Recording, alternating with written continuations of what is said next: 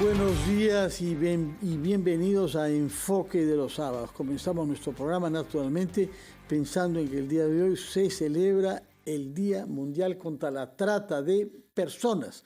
Es un flagelo que algunos pueden creer que ha sido ya superado en el siglo XXI, pero no. Hay seres humanos que viven en condición virtual de esclavitud, sobre todo en relación con economías ilegales que hay en nuestro país. Un saludo a los que trabajan en ese campo y nuestra solidaridad con las víctimas de esta plaga que existe en la mayor parte de países del mundo y particularmente en el nuestro. Naturalmente, nuestro interés es hacer un balance al término de 12 meses de gobierno de Pedro Castillo, tener cifras seguras y contrastarlas con las que eventualmente el presidente Castillo mencionó en su discurso el pasado 28 en el Congreso de la República. Nadie más indicado para hablarnos de una manera clara y rigurosa que el economista Javier Portocarrero, puesto que es el director ejecutivo del Consorcio de Investigación Económica y Social, CIES, que agrupa nada menos que a 48 instituciones dedicadas a la investigación en temas económicos y sociales de nuestro país. Javier Portocarrero, buenos días y bienvenido a RPP. Buenos días, Fernando. Muchas gracias por la invitación. El CIES tiene ya más de 33 años de vida uniendo a investigadores en nuestro país, promoviendo un seminario anual. Tengo entendido que este año han creado grupos especiales, además nuevos, dedicados a temas institucionales y sociales. Nos los dirá después de hablar sobre las cifras económicas reales que tenemos en nuestro país. Hay una entrevista a Elmer Cuba hoy en El Comercio, en donde sostiene que la cifra citada por el presidente sobre la tasa de inversión privada, que es un factor absolutamente clave para la economía, está un poco elevada en el Banco Central de Reserva, que prevé 0% crecimiento, mientras que Macroconsult, dice Elmer Cuba, prevé una caída de 0.3%. ¿Cómo evalúa usted estos datos? ¿Cómo podemos tener cifras con rigor sobre un tema tan importante como es la tasa de inversión privada? Bueno, la tasa de inversión privada, según la última previsión del Banco Central, va a ser 0% este año, o sea que ni aumenta ni decae, digamos, pero lo más probable es que decaiga un poco, ¿no? Y esto es así por básicamente dos razones, ¿no? Uno es el frente interno. En el frente interno hay mucha incertidumbre y la inversión pues es enemiga de la incertidumbre es enemiga de la inversión. Y segundo factor importante, la situación internacional, ¿no? Hemos visto que la Reserva Federal Americana, la Fed, ha aumentado hace pocos días su tasa de interés en 0.75 puntos porcentuales. Y eso va a llevar también a otros bancos como el Banco Central Europeo y los principales bancos centrales del mundo a hacer lo mismo, ¿no? Porque ahorita hemos visto que los capitales fluyen de, por ejemplo, Europa y hacia Estados Unidos, y eso ha hecho que como nunca ahorita el dólar y el euro están a la par, ¿no? Siempre ha estado 1.20 dólares por euro, más o menos, y ahora está 1 a 1. Y eso porque los capitales están yendo hacia Estados Unidos por la mayor tasa de interés de los Estados Unidos vis a vis la de Europa. Entonces ya el Banco Central Europeo también va a comenzar, y con ese movimiento de elevación de las tasas de interés, los capitales van a fugar de las economías emergentes hacia las economías desarrolladas, buscando un paraíso seguro, como se dice en inglés, ¿no? Un safe haven. Entonces la coyuntura mundial se va a deteriorar, probablemente va a haber una recesión, quizás no tan fuerte, pero sí una recesión, y eso tiene dos efectos, ¿no? Uno es que los precios de las materias primas bajan. Ya lo estamos viendo con el cobre, que alcanzó un pico alrededor de febrero o marzo de $4.60 la onza, ahora está 3.60, por ahí, una baja casi del 30%. Y entonces eso es un efecto, un deterioro de los términos del intercambio, un deterioro del precio de nuestras exportaciones, y eso golpea negativamente a la economía. Y por otro lado, la propia tasa de interés en alza internacional hace que el financiamiento para el país sea más caro. Entonces hay un mayor costo del endeudamiento, y también domésticamente el Banco Central ha elevado su tasa de interés hasta el 6% en 11 o 12 ocasiones. Entonces, digamos, eso va a generar, no una tormenta perfecta, pero sí una situación complicada para el segundo semestre, ¿no? Otras cifras que mencionó el presidente Castillo tienen que ver con el empleo, con la inflación y con la pobreza. ¿Cómo recibió esas cifras? ¿Cuán exactas son? En general las cifras son ciertas, ¿no? Pero digamos, siempre uno selecciona aquello que más se ajusta a su discurso, ¿no? Por así decirlo. Y el empleo efectivamente se ha recuperado, pero esa recuperación ha estado muy sesgada hacia el empleo informal, ¿no? Hacia los cachuelos y no hacia empleos de alta calidad, ¿no? O sea, el empleo formal también ha crecido, pero sobre todo ha crecido el empleo informal. Y incluso en el empleo formal ha habido un deterioro de los salarios, ¿no? Entonces, ahorita los ingresos familiares están más o menos entre 10 y 15% por debajo del nivel prepandemia, ¿no? Entonces, ese es el problema central, ¿no? Y la pobreza, como bien sabemos, gracias al crecimiento económico espectacular que tuvo el Perú entre 1990 y 2019, digamos, se redujo de casi 60% a 20% el 2019, de ahí creció a 30% el 2020 con las cuarentenas, la pandemia, ¿no? O sea, retrocedió 10 años, hubo 3 millones de nuevos pobres y el 2021 se ha reducido, pero solamente al 26%, ¿no? Porque, digamos, este fenómeno de falta de empleo con buenas remuneraciones, ¿no? Entonces tenemos todavía como 1.400.000 pobres nuevos en relación a la época prepandemia, ¿no? O sea, a pesar de que bajó del 30 al 26, sigue estando 6 puntos por encima de el nivel prepandemia, ¿no? Entonces, lo más retador y lo más complicado es que si ahorita el crecimiento de la economía podría ser entre 5 y 6%, estamos a la mitad. Sí, entre 3.5, ¿no? No, 2,5 o 3 va a ser más o menos, ¿no? Según el Banco Central va a ser 3,1 y se calcula que hay un sesgo ahí más hacia la baja, ¿no? Entonces, con esa tasa de crecimiento en los siguientes años, la pobreza se va a mantener, ¿no? No va a disminuir y para regresar, digamos, al nivel que teníamos en prepandemia, a este crecimiento tendría que pasar pues más de una década. Ahora bien, el presidente dijo que él respaldaba la inversión privada, que él respaldaba la minería, que era muy importante para nuestro país y que garantizaba la seguridad jurídica. No es seguro que le crean. Pero ¿qué hubiera echado de menos usted que el presidente aclare? ¿Qué puntos le parece que estuvieron ausentes de manera tal que no ha generado confianza? Y sin confianza es difícil pensar en un aumento de nuestros indicadores de crecimiento, ¿no? Es completamente correcto, ¿no? Y el tema fundamental es, digamos, el pecado original, ¿no? Es el hecho de que, acuérdense ustedes, Castillo, en la primera vuelta, en abril del año pasado, sacó 19% de los votos válidos, ¿no? Entonces, en ese contexto, en cualquier país democrático y civilizado, uno buscaría crear consensos, crear alianzas, ¿no? Entonces, hubiera sido un gobierno de centro-izquierda con un programa, pues, con algunos cambios, pero manteniendo los ejes el crecimiento económico, el mercado, etcétera, ¿no? Pero él se tiró pues completamente a la izquierda en su primer gabinete. Después ha ido mejorando un poquito, pero levemente, ¿no? Entonces tenemos ahora algunos ministros que son mejores, ¿no? Felizmente también nombró a Julio Velarde como presidente del Banco Central, lo cual da mucha confianza. Con ciertas dudas que sí, tuvo inicialmente. Sí, pero finalmente, digamos, después de un zigzagueo, está el señor en el puesto, que es una garantía para la política monetaria. Tenemos un buen ministro de Economía, hemos mejorado un poco. ¿Pero tiene poder el ministro de Economía? ¿Lo escuchan? ¿Se hace oír?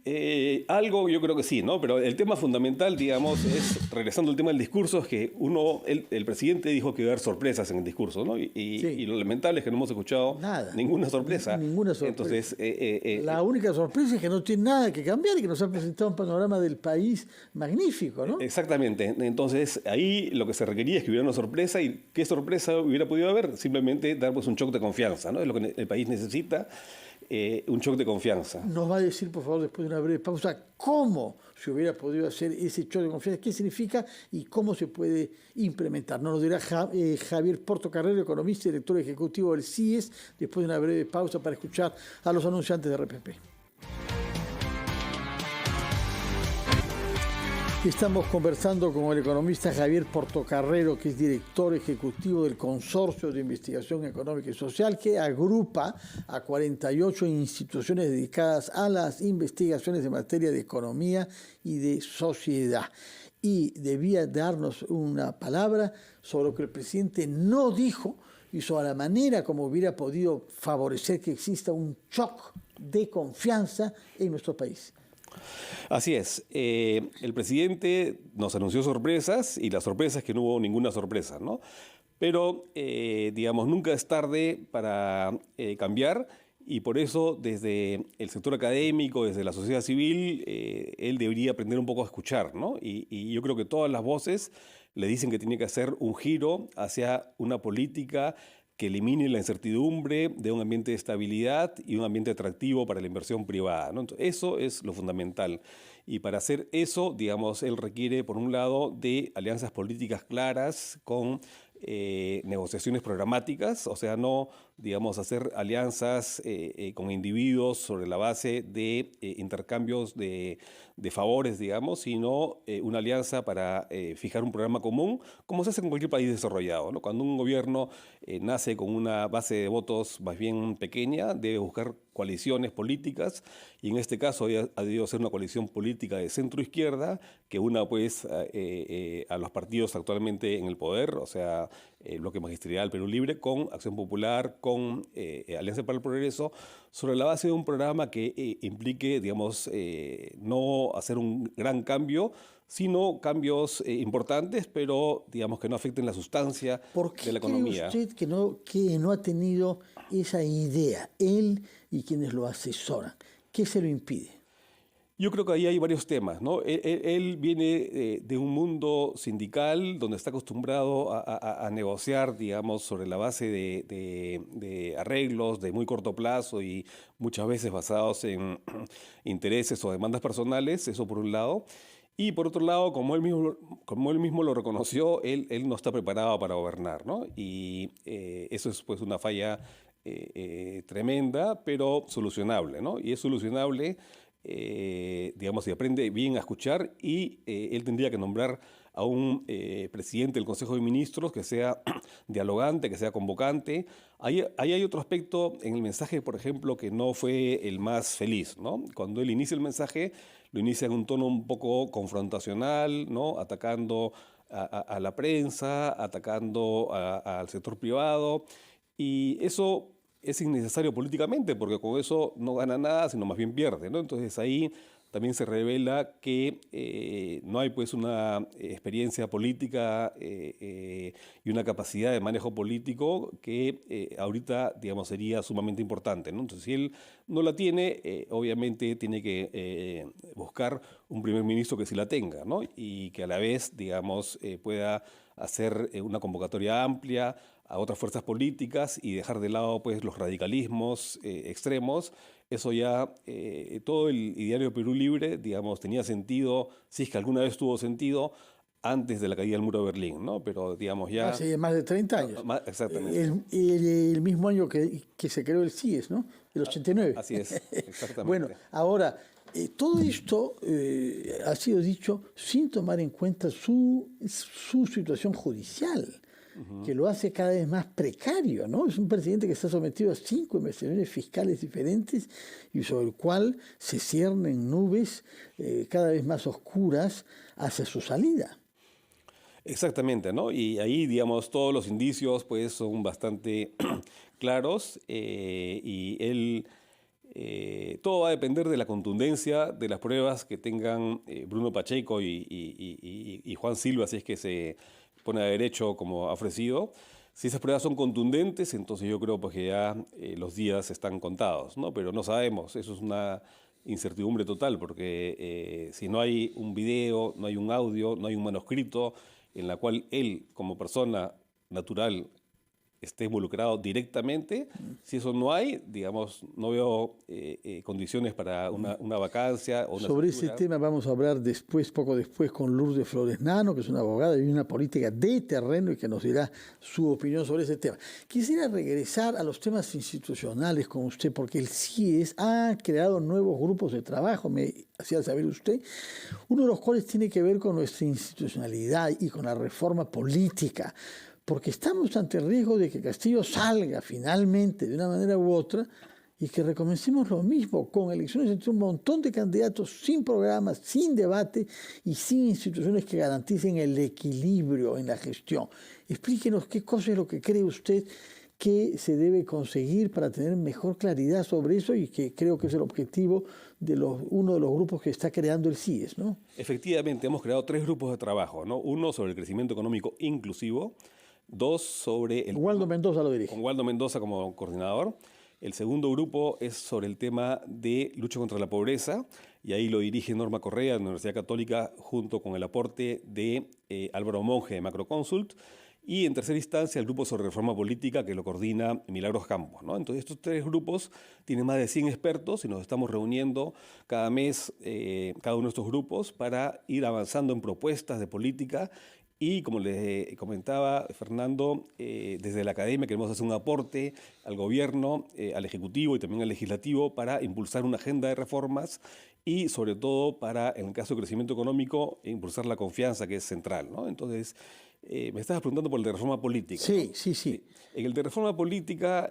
Porque hay muchas propuestas, sí. Incluso proyectos de ley. Hay uno que ha sido aprobado en primera instancia sin la mayoría requerida para prescindir de un referendo, pero que introduce reformas significativas para comenzar por la bicameralidad, pero no solo. Así es. En este grupo se han visto muchas reformas, pero se han priorizado 3, ¿no? Se han priorizado 3 sobre la base de 2 criterios, ¿no? Un criterio es la importancia en sí misma de esta reforma, y el segundo criterio es la posibilidad, la probabilidad de llevarla a cabo, ¿no? Porque uno puede tener unas reformas maravillosas, pero si no hay, digamos, probabilidad de implementarla, no sirve para nada. Entonces, esas 3 que hemos priorizado en el grupo de reforma política son el tema de la bicameralidad, que es central para que no se aprueben pues leyes entre gallos y medianoche.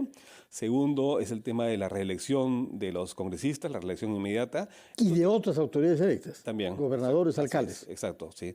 Y tercero es el tema de toda la relación entre vacancia y disolución del Congreso, ¿no? O sea, las relaciones ejecutivo-legislativo a nivel de, especialmente, las bombas atómicas que se pueden lanzar entre cada uno de ellos, contra otro. No han tocado el tema del voto preferencial, de las circunscripciones electorales.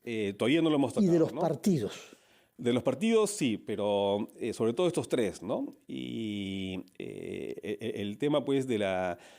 Estos temas de la bicameralidad y la reelección inmediata tienen mala aceptación popular porque se hizo pues toda una campaña en contra, ¿no? Pero en realidad son muy necesarios, ¿no? Y especialmente también este tema de la reelección de los congresistas tiene pésima publicidad, pero en realidad si uno ve históricamente cuál ha sido la tasa de reelección en los últimos 20 años, solamente 20% de los congresistas han sido reelectos, o sea, 4 de cada 5 congresistas nuevos eran totalmente nuevos, ¿no? Entonces, esto es en realidad el temor a que se enquisten en el cargo, es un temor que no tiene un fundamento empírico, no tiene una base en la realidad, ¿no? Porque el pueblo vota y a los que son malos congresistas... sabe mantenerlos al margen. Así es, exactamente, ¿no? Entonces, pero a su vez, digamos, el hecho que haya la posibilidad de reelección hace que los mejores congresistas puedan repetir el plato, y lo cual es beneficioso para el legislativo y para el país, ¿no? ¿Qué podemos esperar de otro de los grupos que ha creado el CIES que usted dirige,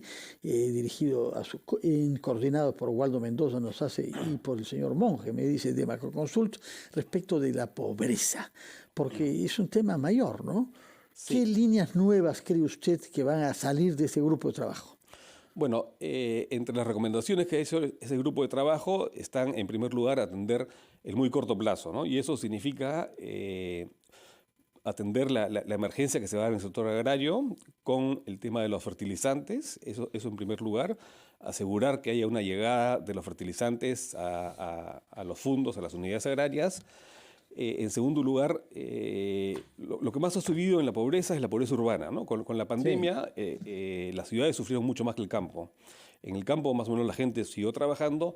En las ciudades subieron estas cuarentenas larguísimas, una de las más largas del mundo. Entonces fueron muy afectadas las ciudades, ¿no? Y ahí es donde menos se ha recuperado el nivel de ingresos que había antes de la pandemia, ¿no? Entonces ahí el tema de promover ollas comunes, el tema de promover programas de empleo temporal, y también, por supuesto, a mediano y largo plazo, el tema de la inversión privada, ¿no? Finalmente, es el empleo el que va a crear ingresos a la población y el que va a permitir reducir la pobreza, ¿no? En todo caso, gracias por su presencia acá. Felicitaciones por no solamente consolidación, sino por el crecimiento del consorcio de investigación económica y social que usted dirige, y esperamos que cuando tenga lugar el seminario en noviembre próximo nos venga a visitar para contarnos quiénes son los que participarán y qué propuestas y qué ideas nuevas hay en un país como el Perú, que necesita orientación para que su gestión pública sea más eficaz que lo que estamos viendo hasta ahora. Muchas gracias por su presencia acá. Que tenga un feliz día, señor Javier Portocarrero Maish, repito, director del CIES, Consorcio de Investigación Económica y Social. A las 9:29 vamos a hacer una pausa, despedimos al señor Portocarrero y recibiremos después de la pausa a Lourdes Flores Nano.